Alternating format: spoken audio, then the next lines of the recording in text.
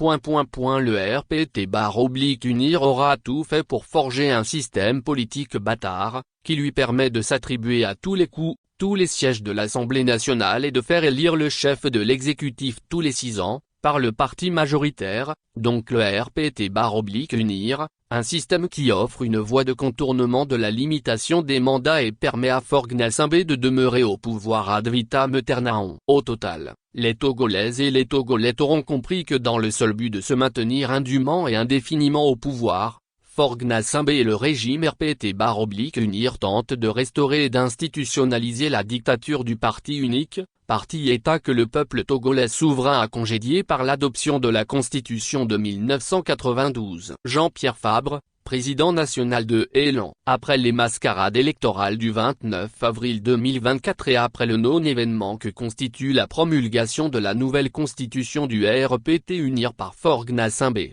beaucoup de choses se sont passées. L'AN a décidé que son seul élu, M. Jean-Pierre Fabre, n'aille pas siéger au Parlement fantoche. Les FDR, représentés par Dodji Apevon, réfléchissent encore, nous dit-on. Madame Brigitte Adamago, l'heureuse rescapée de la DMP, et le désormais chef de file de l'opposition Aimé Tchabouret-Gogué, avec 2 députés, le leader du parti Adodi, suivi de son collègue Wouniarako Sivipol, ont pris la surprenante décision d'aller faire de la figuration dans un supposé parlement à la Faure Gnassingbé. Droite dans ses bottes, la première responsable de la DMP n'est pas du tout gênée de se retrouver là avec des hommes et des femmes pas du tout élus, mais qui ne sont que le résultat d'un passage en force, désigné lors des mascarades du 29 avril 2024. Madame Adjamago n'est pas gênée d'avoir pris la décision d'aller siéger après avoir dénoncé la manière dont ces élections se sont déroulées et après en avoir rejeté les résultats. Elle va même plus loin en regrettant que tous les 5 députés de l'opposition,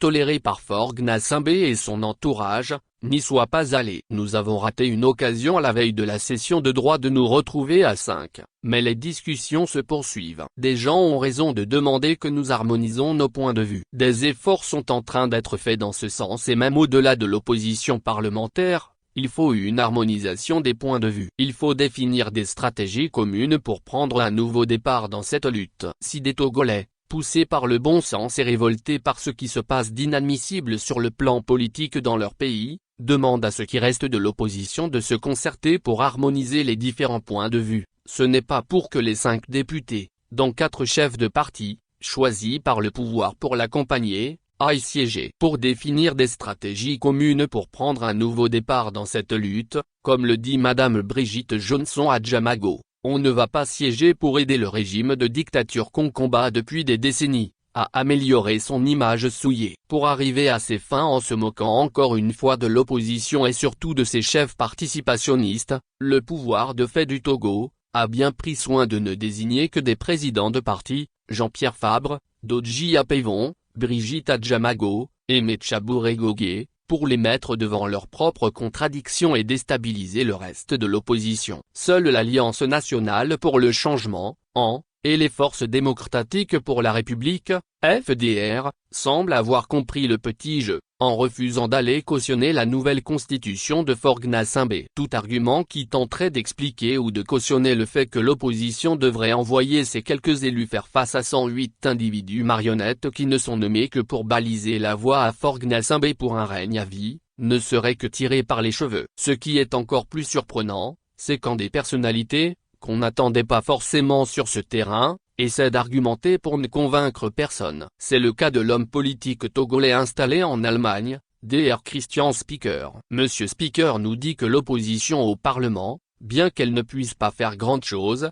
pourrait au moins critiquer et dénoncer les décisions ou lois adoptées. Comme exemple, il cite la conférence de presse animée par Madame Adjamago pour informer sur ce qui s'est passé lors de la première session au fameux Parlement. Donc pour Dr Speaker, la lutte du peuple togolais pour se libérer des griffes de la dictature impitoyable des Gnassingbé depuis plus de 3 décennies, se résume aujourd'hui, en 2024, à critiquer et à dénoncer, pendant que le régime de dictature togolais continue son petit bonhomme de chemin, avec tout ce que cela implique comme gabegie financière de toutes sortes, d'appauvrissement des populations, de violation massive des droits de l'homme, avec en prime l'impunité assurée aux criminels et aux voleurs autour du sérail. Pour l'homme politique togolais résidant en Allemagne, critiquer et dénoncer, sans que cela puisse affaiblir le régime en place, devrait suffire pour expliquer le bien fondé de la présence de la représentante de la DMP et des 2 élus de l'ADODI au Parlement aux couleurs bleues. Bizarre quand même comme argumentation. Ceci nous renvoie au dicton populaire, le chien aboie, la caravane passe. Aujourd'hui le travail de la vraie opposition togolaise qui cherche vraiment le départ de Faure Gnassingbé du pouvoir, devrait consister à résister de toutes ses forces contre l'illégal changement de la constitution togolaise qui fait passer notre pays à la 5e République. En tant que Togolais, où que nous soyons, nous avons le droit et devoir de montrer, par notre résistance, à celui qui se prend comme le dieu du Togo et à son entourage, qu'ils n'ont pas ce droit de toucher à la constitution qui reste exclusivement le domaine réservé du peuple souverain.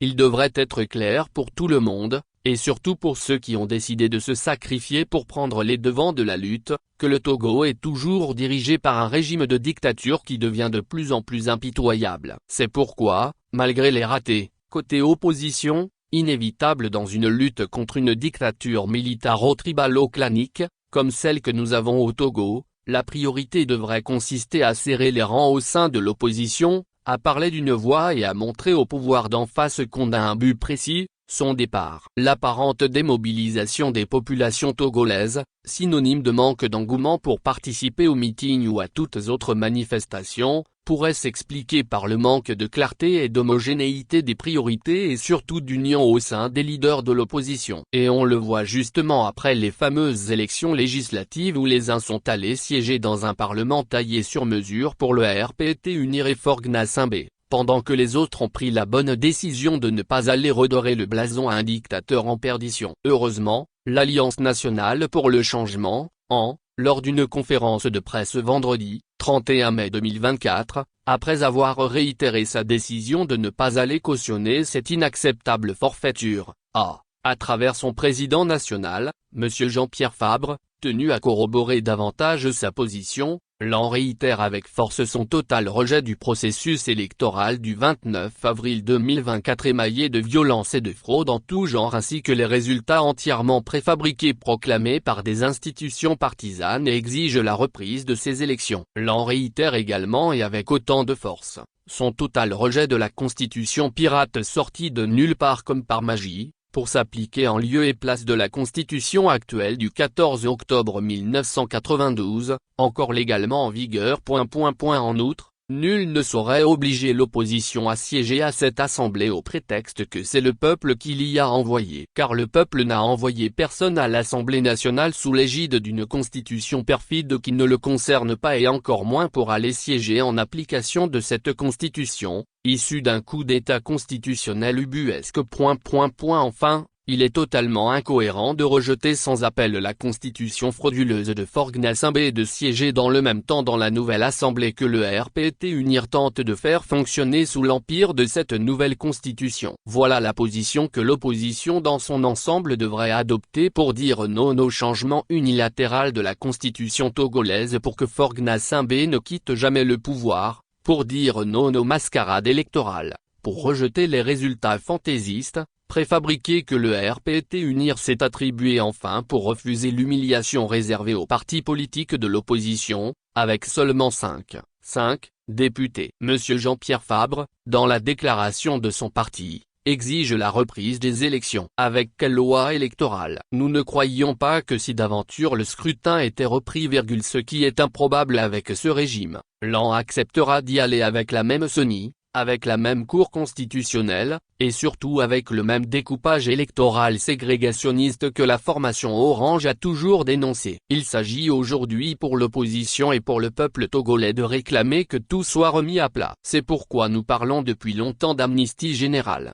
de libération des prisonniers politiques, de retour des exilés et de la tenue d'assises nationales. Beaucoup de compatriotes au Togo, comme Nathaniel Olympio du Parti des Togolais, et dans la diaspora, pensent et disent la même chose. Nous sommes conscients que Faure Gnassingbé et son entourage ne voudraient pas le faire volontairement pour perdre le pouvoir absolu qui est le leur aujourd'hui. Mais en étant unis, en parlant d'une voix, en sachant vraiment ce qu'elle veut, l'opposition togolaise pourrait réorganiser le peuple et faire pression sur le régime de dictature togolais. C'est pourquoi, ce n'est pas en allant siéger au Parlement de Faure Gnassingbé pour faire de la figuration, et surtout pour conforter le dictateur dans ses dérives, qu'on pourrait mettre fin à la dictature. Nous espérons que du côté des 3 députés de l'opposition qui siègent actuellement au Parlement du RPT UNIR, à savoir, Madame Brigitte Adjamago de la DMP, Chabouré Megogé et Wounira Kosivipol de la Dodi, les pertinentes déclarations de l'an ne sont pas tombées dans les oreilles de sourds, car il n'est jamais trop tard pour mieux faire. Rester en tant qu'opposition au Parlement pour se limiter aux critiques et aux dénonciations pendant toute la durée de la législature,